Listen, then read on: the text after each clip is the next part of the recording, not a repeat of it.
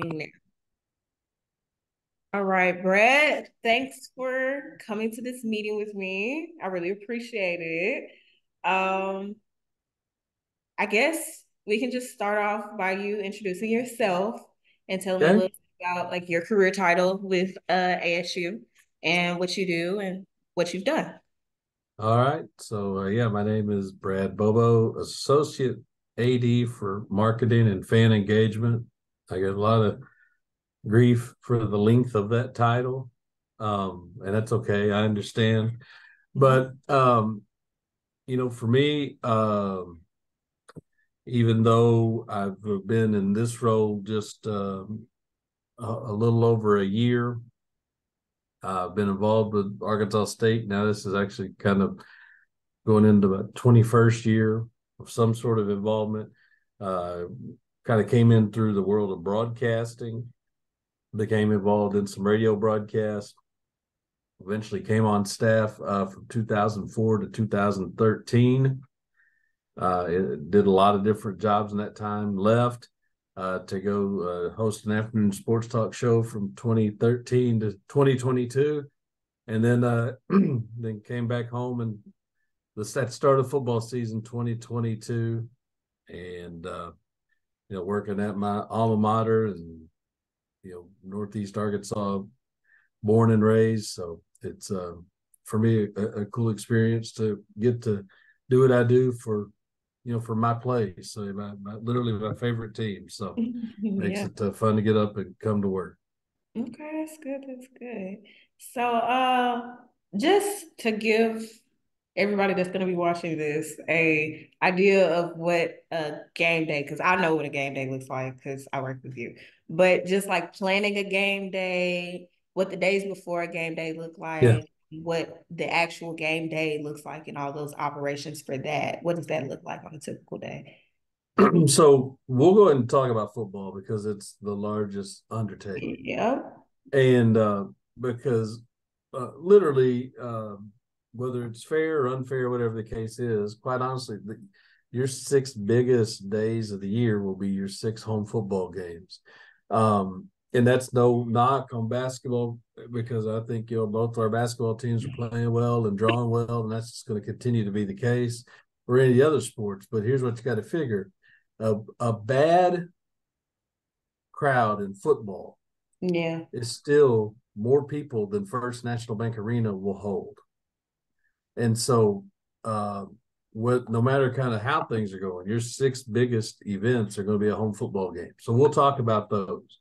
Um, and what hopefully the people watching this would be interested to know is just what all goes on to pull off a home football game. And that starts, whatever one, it's never not going. You're never not talking about football. I mean, we're already talking about when to send out season ticket renewals for next season, even though this season's not over yet. We still got a bowl to play in.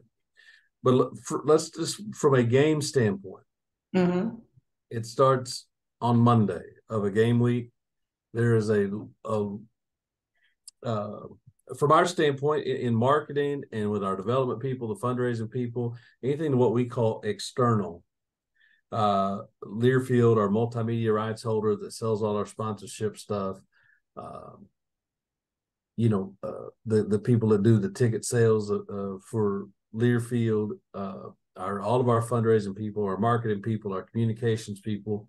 We'll meet on Monday morning and have an external meeting that kind of deals with what's going on with that football game. But on Monday afternoon of a home football week, there's a much wider spread game operations meeting. And I think people would be surprised at how many different sort of constituencies have to be in that meeting. Basically, everybody with a hand in a football game shows up at it. Mm-hmm. Um, and so, including the football team itself, their football operations people are there.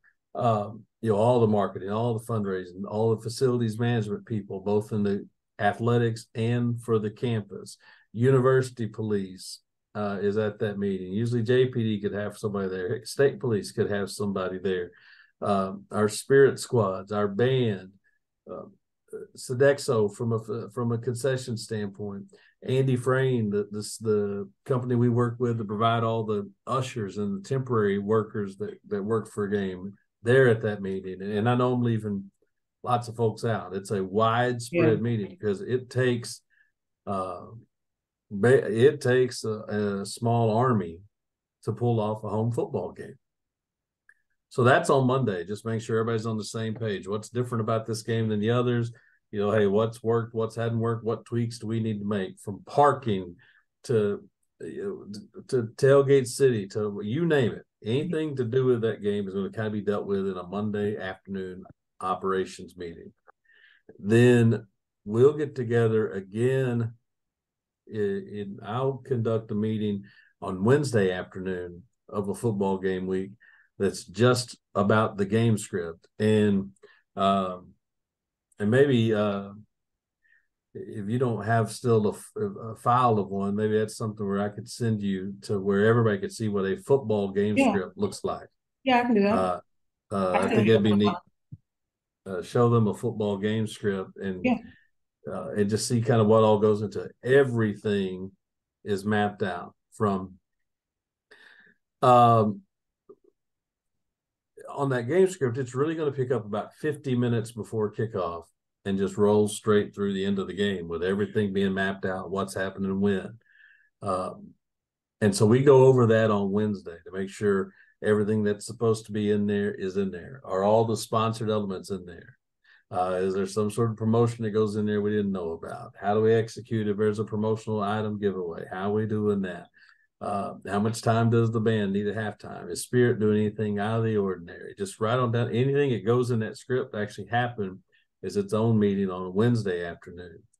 And then you really just spend the rest of the week kind of getting it ready. You know, and as for game day itself, that's going to start,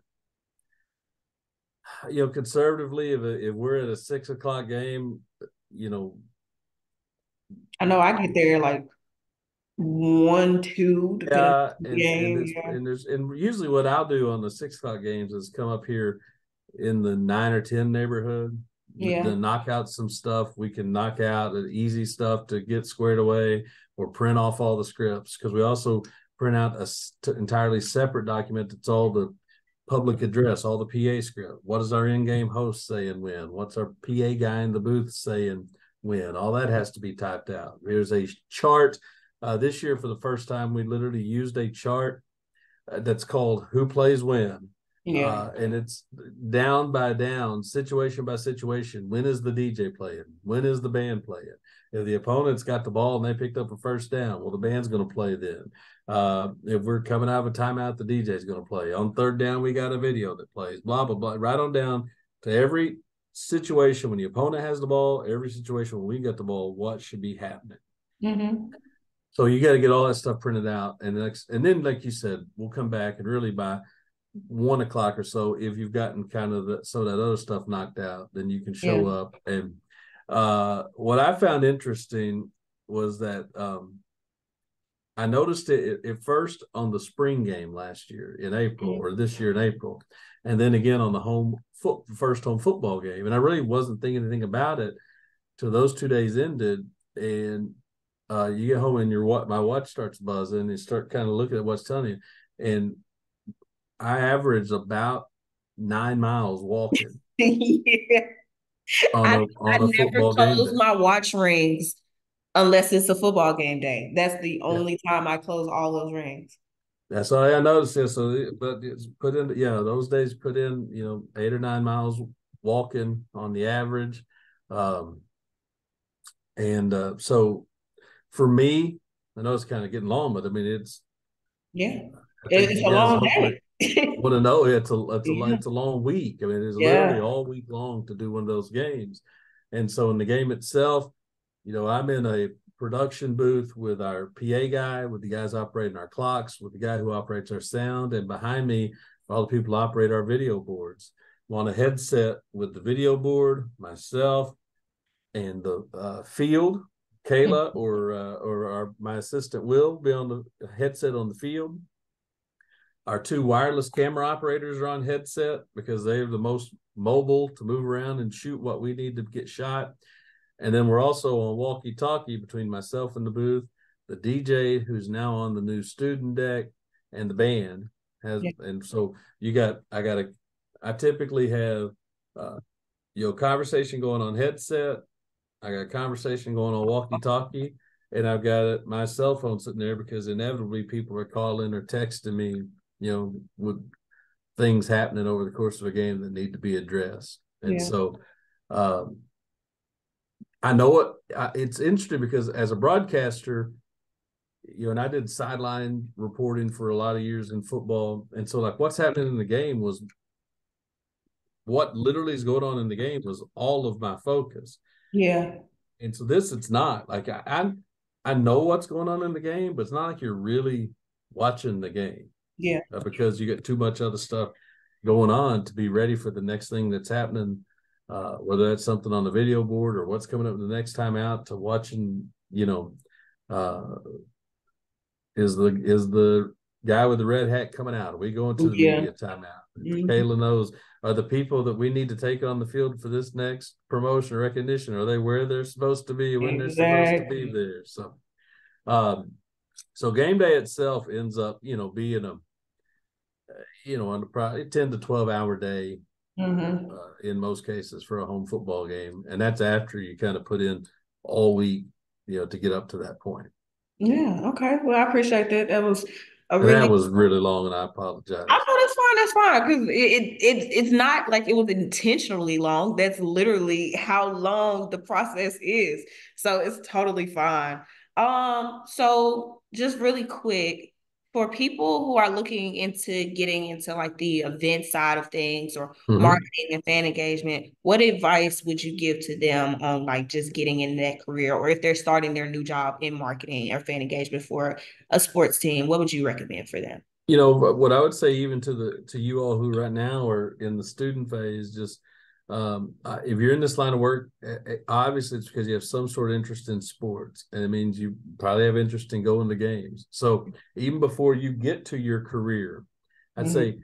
go to games as many places as you can go. And I don't care, that could be high school games, it could be Division I games, smaller college games. Go to the Grizzlies, go to professional, but watch it a different way. Watch it for what's going on in Yeah. the production standpoint. Watch the things that those people are doing to make it an event, and then just start stealing stuff Yeah. because there probably aren't that many, if any, new ideas. It's about kind of seeing something you like and tweaking it to do what you're wanting to do at your place.